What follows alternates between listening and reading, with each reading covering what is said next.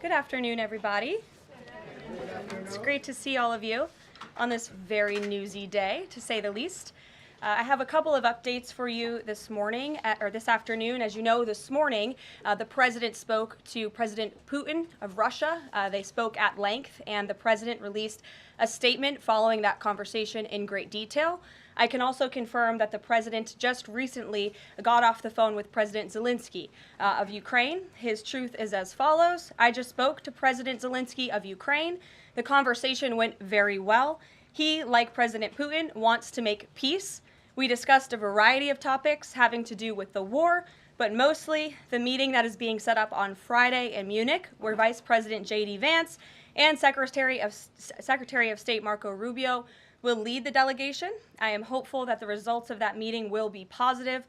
It is time to stop this ridiculous war where there has been massive and totally unnecessary death and destruction. God bless the people of Russia and Ukraine.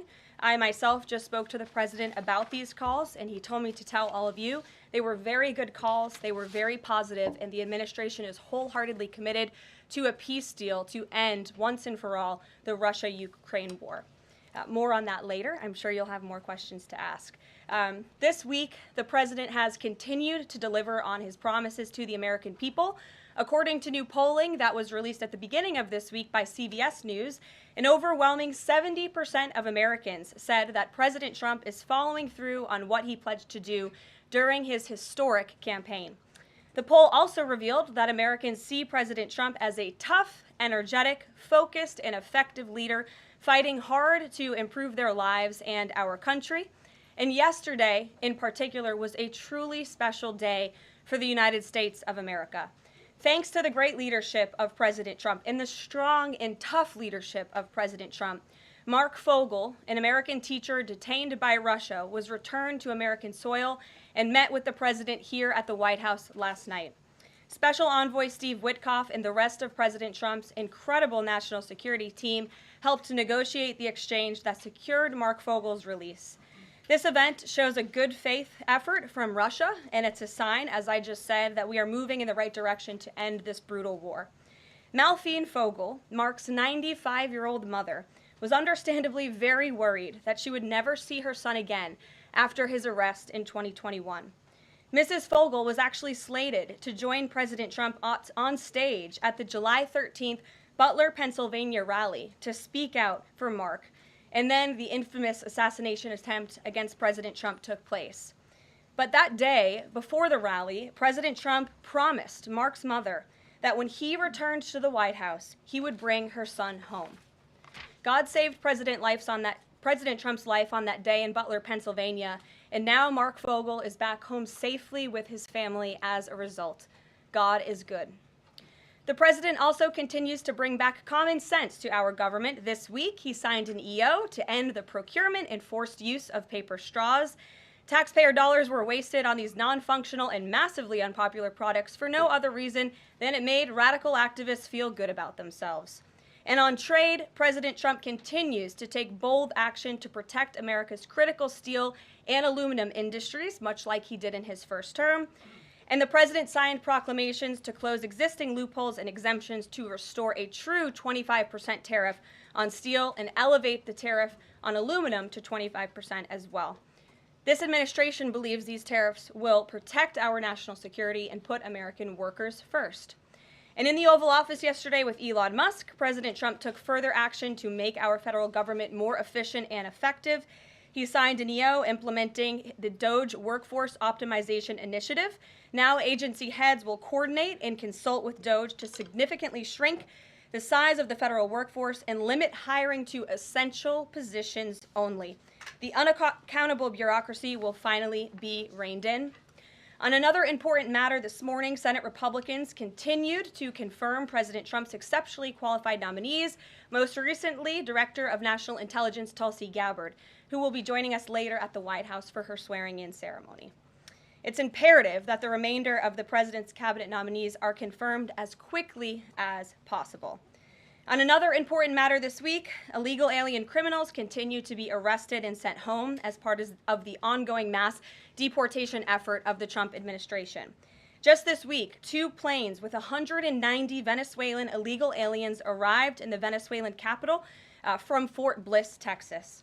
Here are some of the criminal illegal aliens who were arrested in the country this past week. ICE Atlanta arrested a citizen of Nigeria who had been convicted of money laundering. ICE San Antonio arrested a citizen of Mexico who had been convicted of assault. ICE Denver arrested a citizen of Mexico who had been convicted of aggravated assault. And ICE Houston arrested a citizen of Mexico who had been convicted of aggravated assault. Now, before I take questions, I would like to address an extremely dishonest narrative that we've seen emerging over the past few days.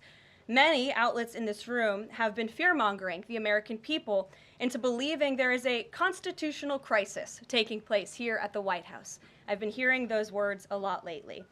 But in fact, the real constitutional crisis is taking place within our judicial branch, where district court judges in liberal districts across the country are abusing their power to unilaterally block President Trump's basic executive authority. We believe these judges are acting as judicial activists rather than honest arbiters of the law, and they have issued at least 12 injunctions against this administration in the past 14 days, often without citing any evidence or grounds for their lawsuits. This is part of a larger concerted effort by Democrat activists and nothing more than the continuation of the weaponization of justice against President Trump. Quick news flash to these liberal judges who are supporting their obstructionist efforts: 77 million Americans voted to elect this president. And each injunction is an abuse of the rule of law and an attempt to thwart the will of the people. As the president clearly stated in the Oval Office yesterday, we will comply with the law in the courts, but we will also continue to seek every legal remedy to ultimately overturn these radical injunctions and ensure President Trump's policies can be enacted.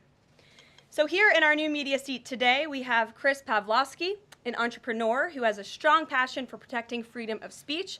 Chris started the video sharing platform Rumble in 2013 with a mission of protecting a free and open internet from censorship by big tech and governments around the globe.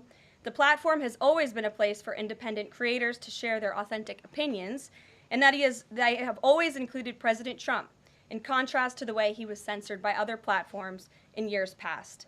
Since its founding, Rumble has grown exponentially, recently marking 67 million monthly active users. It's a lot of users. If you're watching right now and interested in sitting in this seat, you can apply, whitehouse.gov/new-media. With that, I will take your questions. And Chris, why don't you kick us off on this very busy news day? Karoline, thank you very much to you and President Trump. It's an honor to be sitting here in the new media seat for the White House press briefing and to be able to demonstrate why freedom of expression is so important. Rumble was the victim of censorship at the hands of multiple foreign governments. It's clear there are still many countries who oppose free speech and even target American companies. Can you describe what the administration will do to protect U.S. interests and values worldwide? Sure. Well, thanks for the very important question. And I think that free speech and ending censorship, both here at home and also abroad, is an important part of President Trump's agenda. I think first, President Trump has led by example on this front as the leader of the free world, the president of the United States, with his show of access and transparency on a daily basis. The president takes questions from all of you almost every single day and really reveals what he's thinking and feeling, and I think that serves as a great example to the rest of the world. As for tangible actions that the president has signed, he did sign an executive order, I believe on day one, certainly within the first week of this administration, to restore free speech and stop government-sponsored censorship here at home.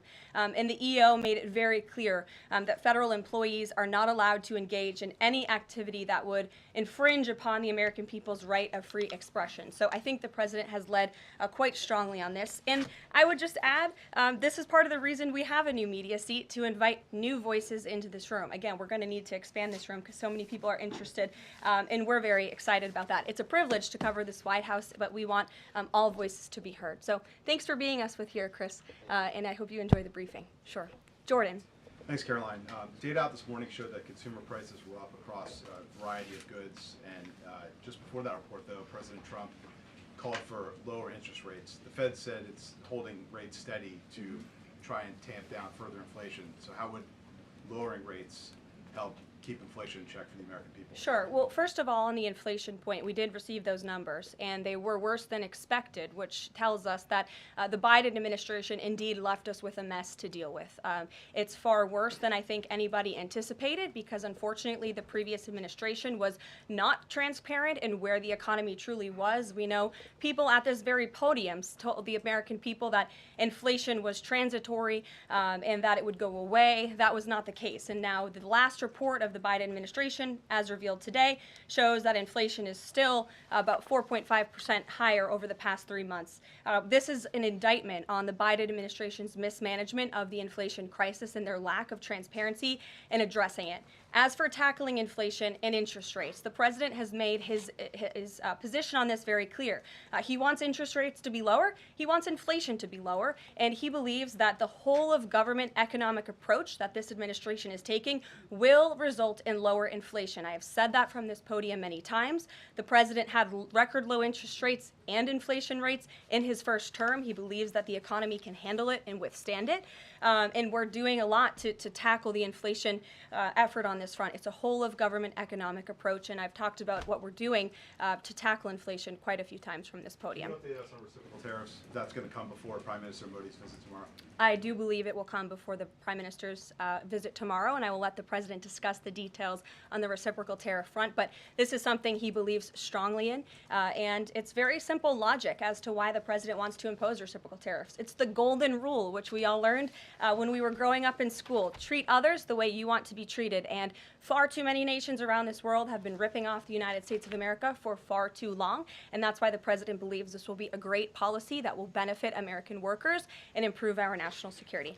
JJ. On Doge and the fraud claims, Elon Musk in the Oval yesterday gave us some information on that. We're just wondering if there's some proof, evidence. Is the White House willing to share evidence of those fraud claims, or can Elon Musk come to the briefing room and share material evidence of what he's talking about? Sure, I would love for Elon Musk to come to the briefing room. That's why we had him go to the Oval Office yesterday, where I think he provided great answers. He was speaking in layman's terms, speaking common sense to all of you in the media, but also to Americans at home. But I would say especially to all of you in the media, because I think it's a real fallacy that there's this alleged lack of transparency when it comes to Doge.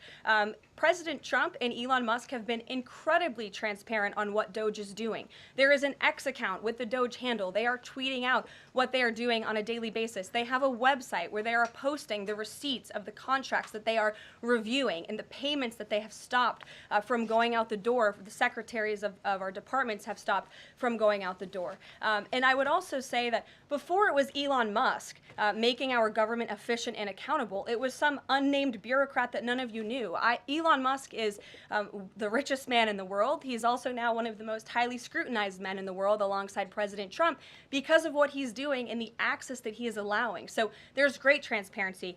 As for the actual receipts, we are happy to provide them, and I actually brought some today because all of you know I love to bring the receipts. We have contracts upon contracts that we can send and provide this information to you. Let me be very clear. We are not trying to hide anything. We have been incredibly transparent, and we will continue to be. These are screenshots of contracts that Doge found across our government. This is a DEI contract, $36,000 for U.S. citizenship and immigration services. That is against the president's policies and his America First agenda. This is a $3.4 million contract, a Council for Inclusive Innovation at the U.S. Patent and Trademark Office, Department of Commerce, another DEI contract that Doge identified. I can continue to go through these. Oh, I love this one, $57,000 for climate change in Sri Lanka. What is this doing to continue the interests of the American people? Absolutely nothing. These are the line items across the federal government that Doge is identifying daily. They're moving very fast. There's a lot of paper that we can show you, but we're happy to do it. This administration has been more than transparent about what Doge is doing. And here's one of their tweets that they posted about the mine. I believe this is in Pennsylvania, where the federal employee retirement system is being processed. Did anybody know this was even happening in our country before Elon Musk talked about it in the Oval Office yesterday? A lot of Americans didn't. So we are providing transparency and accessibility on a daily basis when it comes to Doge. And I also have a Doge Daily Report, if anybody would like it, on all of the things that they are identifying and finding. We're happy to provide this information to you. We're talking about it every single day. Are all those things you just mentioned fraud, or are they waste, or are they just contrary to the president's policies? I would argue that all of these things are fraudulent, they are wasteful, and they are an abuse of the American taxpayer's dollar. This is not what the government should be spending money on. It's contrary to the president's priorities and agenda. And again, we can continue to provide you the receipts for all of the fraud, waste, and abuse. And if anybody in here wants to argue that the federal government is not fraudulent in some capacity, be my guest, because I think the American people watching at home would beg to differ. Caroline? Mary. Hey, more on the judges. Does the White House believe the courts have the authority to issue these nationwide injunctions? We believe that the injunctions that have been issued by these judges have no basis in the law and have no grounds, and we will, again, as the president said very clearly yesterday, comply with these orders, but it is the administration's position that we will also ultimately be vindicated, and the president's executive actions that he took were completely within the law, they were constitutional, and we look forward to the day where he can continue to implement his agenda. And I would just add, it's our view that this is the continuation of the weaponization of justice that we have seen against President Trump. He fought it for 2 years on the campaign trail. It won't stop him now. Brian. Yes. I want to go back to Doge just for a second. Earlier, the subcommittee headed by Chairman Marjorie Taylor Greene, her and her staff discovered $2.7 trillion in improper payments to Medicare, Medicaid, overseas, to people who should not have gotten it. Some of this room might have missed that press conference. Can you elaborate on what the president is thinking at this point? Well, again, that's another example. There's a very long list of the fraud, waste, and abuse that Doge is identifying on a daily basis. Elon Musk also talked about yesterday about Social Security payments that are going out the door for people who are no longer with us, unfortunately. I would say that is certainly fraud. There's also a lot of contracts they've identified that, just as a hypothetical example, are $1 million, but only 500,000 went out the door. So where's the rest of that cash? And so that's the thing. Those are the things that Doge is working on every single day. And I would just remind everybody in this room, this is what President Trump campaigned on doing. He's delivering on a promise that 77 million people elected him to do. James. Thank you very much, Caroline. Two foreign policy questions, if I may. Sure. First, the statement that was released after this morning's phone calls identified Mr. Witkoff as the special envoy who will be part of the delegation that undertakes to resolve the Russia-Ukraine war. I had thought that that individual was General Kellogg, and so can you clear that up?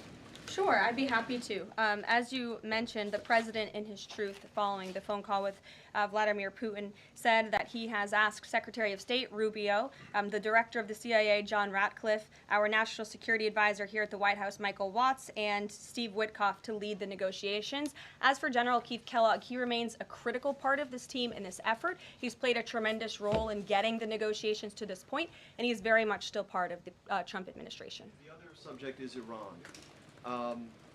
I took note of President Trump's comments in his Super Bowl interview with our colleague Brett Baer to the effect that he wants to do a deal with Iran.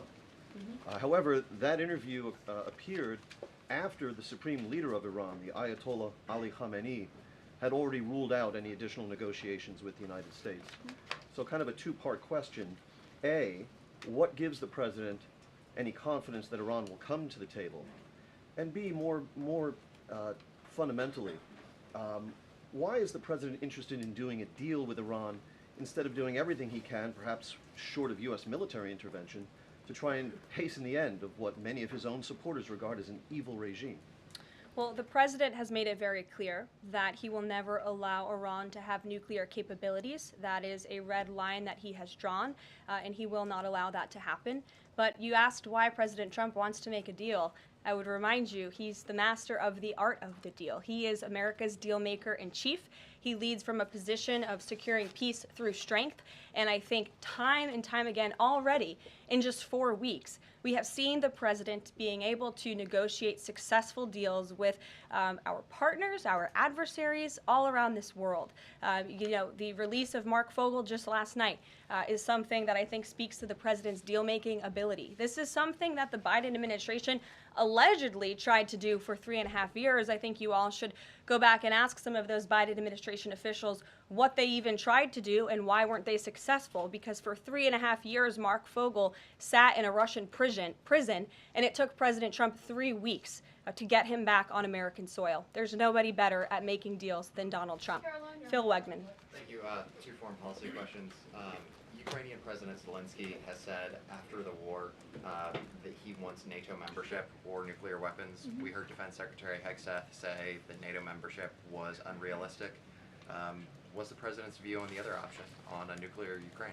I have not talked to President Trump about Ukraine's NATO membership or their nuclear capabilities. I would leave it to him to discuss. But I will tell you again that Secretary Rubio and also the Vice President, J.D. Vance, will be meeting directly with President Zelensky in Munich on Friday, and I'm sure they will provide a readout of that conversation and that discussion. And then the second question, given that this administration has called on Europe to take more responsibility for their own defense, I'm wondering, will the EU or any other European nation other than Ukraine be involved in these peace talks? I don't have any European nations who are involved currently to read out for you. Certainly, the president has employed a very strong team or deployed a very strong team to continue these negotiations. And the fact that he was on the phone with both President Putin and President Zelensky today shows that he's very much involved in this effort as well. And then just a follow-up, I guess. Sure. Should we expect the president to negotiate in person with Zelensky and Putin? I don't have anything to read out on that for you today. Maggie, good to see you. Thanks for taking the question. You talked about the transparency with Doge and Elon Musk's press availability yesterday.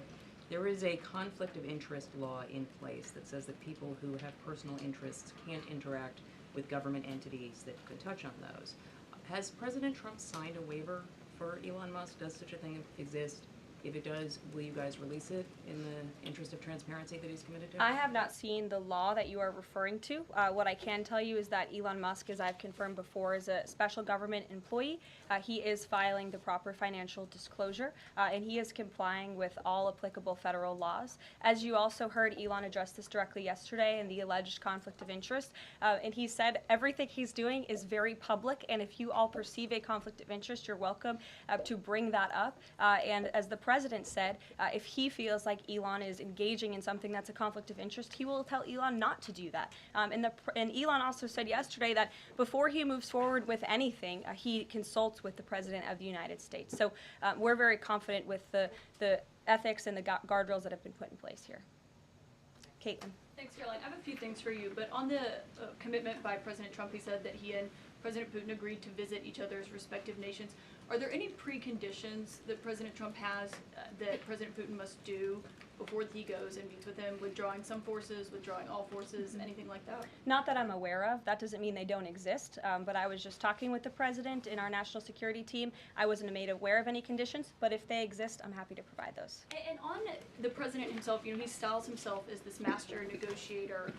He is now deploying these negotiations, saying that they start immediately. We did hear from the Defense Secretary, Pete Hegseth, though, today saying that NATO membership is not realistic for Ukraine and neither is returning to pre-2014 borders. Aren't they giving away bargaining chips before these negotiations have even started? Again, I haven't talked to the president about Ukraine's NATO membership, and he appointed several individuals to negotiate on his behalf. He's directly involved in these negotiations as well, and I'm sure if you ask him that question in the near future, when you're able to, he'll give you an answer. I just don't want to get ahead of him on it. And final thing for you, which White House official made the decision to bar the AP reporter from the Oval Office and the diplomatic reception room last night? Well, first of all, let me just set the record straight. It is a privilege to cover this White House. It's a privilege to be the White House press secretary. And nobody has the right to go into the Oval Office and ask the President of the United States questions. That's an invitation that is given. And there are hundreds of outlets on this campus, many of you in this room who don't have the privilege of being part of that pool every single day and getting to ask the President questions. We reserve the right to decide who gets to go into the Oval Office, and you all have credentials to be here, including the Associated Press, who is in this briefing room today. But isn't it retaliatory in nature is the argument, because the reason that the AP was barred, which they said was because they're not using the phrase Gulf of America, they're using Gulf of Mexico in line with their standards.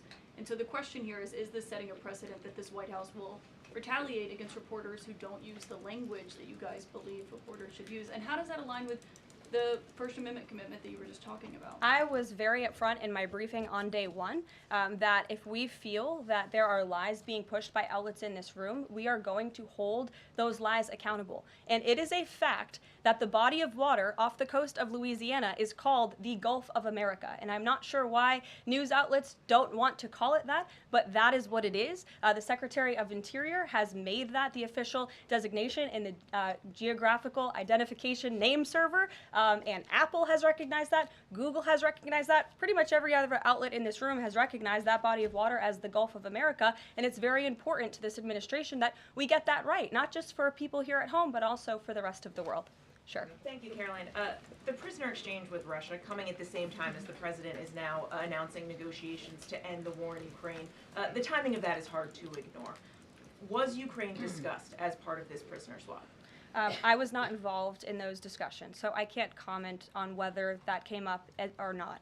What I can say is that this was a very good deal for the United States of America and for the rest of the world. As you know, we have confirmed that the Russian who will be returning home very soon, Alexander Vinnik, was a non-violent crypto criminal, and as part of this exchange, he has forfeited more than $100 million that he obtained in that illegal crime. And in exchange, of course, we got Mark Fogel, who is a middle school teacher who kissed the American soil, but kissed the ground last night when he returned to the United States of America. It was a great deal and a great day for our country, and I think everybody, regardless of political affiliation, agrees with that. And was Russia made aware ahead of time of the parameters that the administration and Secretary Hegseth was going to be announcing today?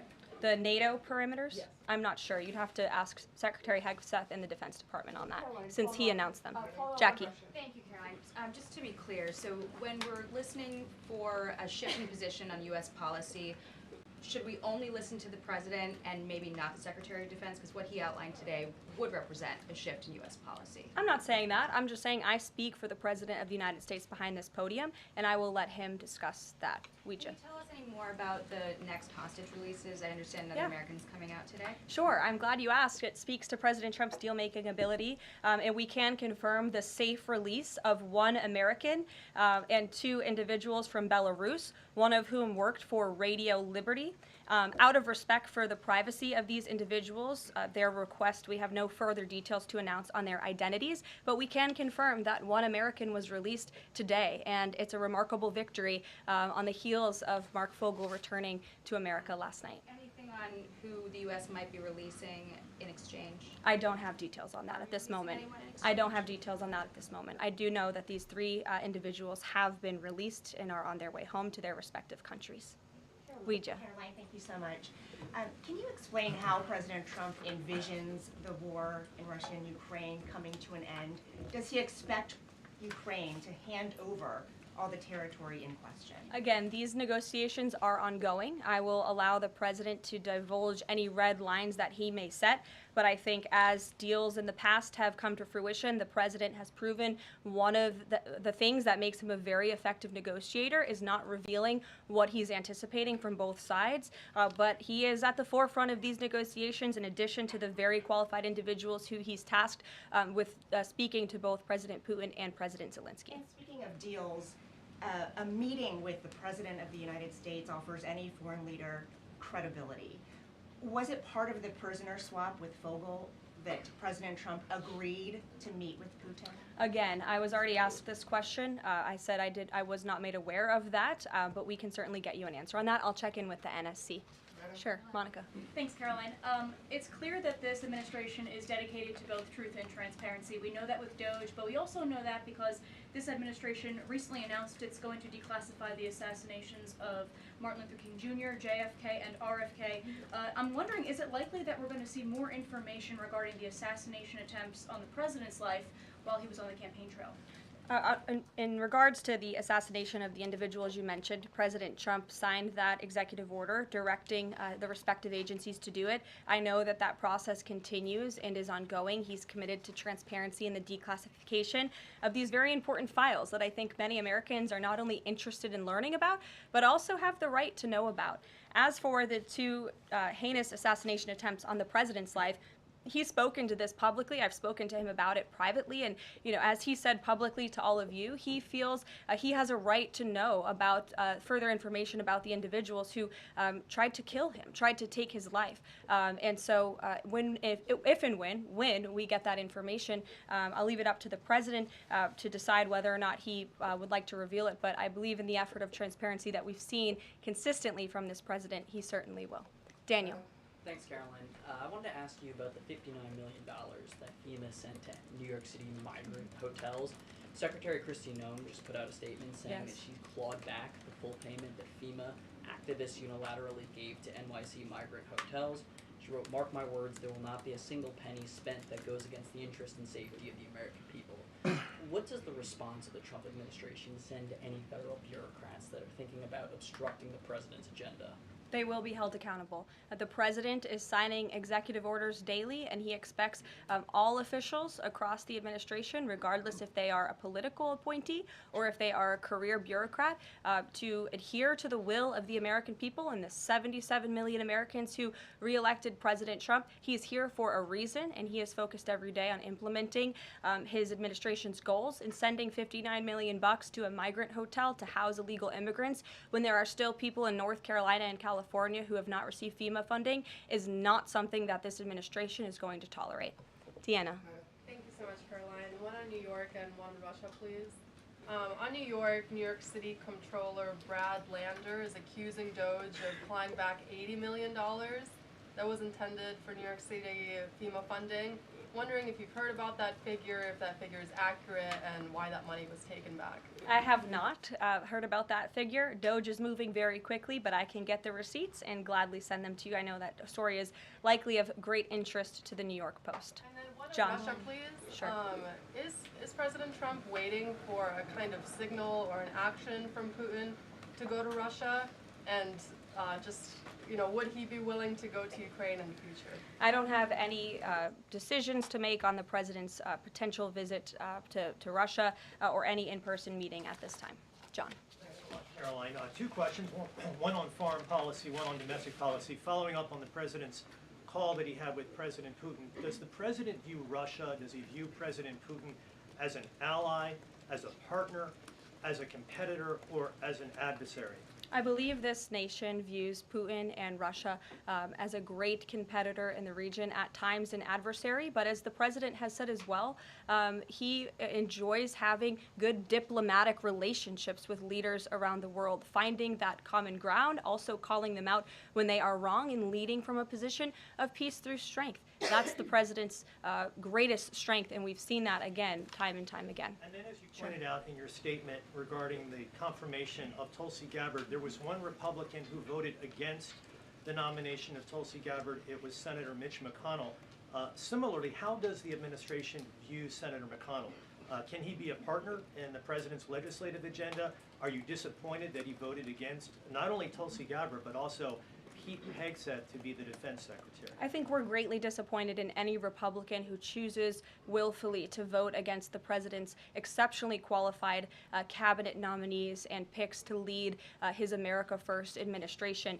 Not a single Democrat swayed from voting against President Biden's nominees, and we know how many of them turned out. They turned out to be atrocious at their jobs, leaving America much worse than they were when they took the oath of office. And so I've said it repeatedly from this podium. I addressed it suggested at the beginning of my remarks. We expect all Republicans to vote, to stay tough and strong, vote for President Trump's nominees so we can get to work and continue to work very hard to implement this president's agenda. Sure. Thank you, Caroline. On South Korea is currently in a chaotic situation. How does the President Trump react to the current chaotic situation in South Korea? Secondly, if South Korea needs help from the United States, what role do you think the U.S. will play? Sure. I haven't spoken to the president about the ongoing situation in South Korea. I would defer you to his previous statements. And I can also see if I can get you something new from the National Security Council, who I'm very confident the officials that are focused on South Korea are on this. I just haven't spoken to them about it, but I'm happy to provide that for you. Yes. Thank you, Caroline. Does Elon Musk have power of the presidency? Absolutely not. Right. That's a ridiculous question. I asked that question because, the Democrats have been hurling insults at Elon Musk, hurling attacks, calling him President Musk. Most recently, Jamie Raskin, the congressman, took it a step further, calling for Musk's impeachment, saying that he somehow usurped the power of the presidency. What's your response? It's utterly ridiculous. Elon Musk addressed this in the Oval Office yesterday. The president addressed it as well. Elon Musk is serving at the pleasure of the president, just like everybody else on this team. He takes directives directly from the president of the United States. And I think some of the comments that you referred to are nothing more than a failed attempt from the media and from Democrats to try to sow division in this White House. We saw them do it in the first term. We're not going to let them do it in the second term. This is a unified team who is working at the pleasure of the president to do what's right for the American people. I have one more quick housekeeping note before I leave you all today. The president wanted me to share with all of you that he had a wonderful meeting with King Abdullah of Jordan yesterday. They discussed many things, including the Gaza Strip and its future at great length. The king would much prefer that the Palestinians stay in place, with the additional land to be used for new development, which would greatly create jobs at levels never seen before. But the president feels it would be much better and more majestic if these Palestinians could be moved to safer areas. I would just add to that the president remains wholeheartedly committed to seeing peace in the Middle East, and our Arab partners in the region have been tasked with coming up with a peace plan to present to the president. That is ongoing. King Abdullah mentioned that yesterday. He also committed to accepting 2,000 sick children from the Gaza Strip, which the president called a beautiful gesture. So the administration continues to work with our Arab partners in the region. We stand closely with our ally Israel, and the president has presented this big, new, bold idea to secure peace in the Middle East, and he is not going to waver from that. And we look forward to seeing that goal of this administration achieved as well. Thank you very much, everybody, and we'll see you very soon. Have a great day. Thank you.